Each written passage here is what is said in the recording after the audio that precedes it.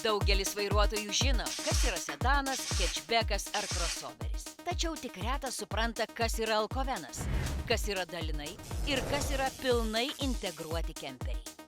Supažindinti su kemperių tipais ir ypatumais žurnalistus pakvietė puikūs kemperiai ir kelionių vynas. Žiniasklaidos atstovai išbandė naujuosius Rimor ir Benimar kemperius Vilniaus apylinkėse ir buvo pilni netikėtų įspūdžių. Juk važiuoti namo ant ratų yra kitoks jausmas nei paprasto automobilio. Važiuoti labai paprasta ir ekonomiška, galima 110 važiuoti visada.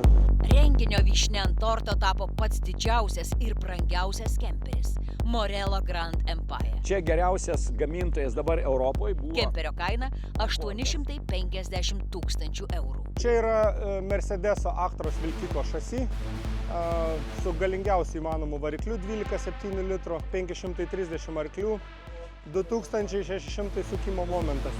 12 metrų ilgio, 18 tonų svorio rūmuose ant ratų yra tiek komforto, kiek nerasit dažname name.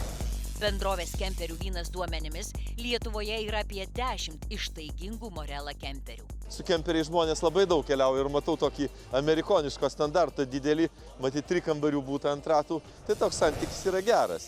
Bet taip tai manau, kad populiarėja, žmonės nori keliauti su šunim, su zacirka, su visais savo įnagiais ir įrankiais, kartu viską vežtis, tai tikriausiai jie populiarės ir jų bus daugiau.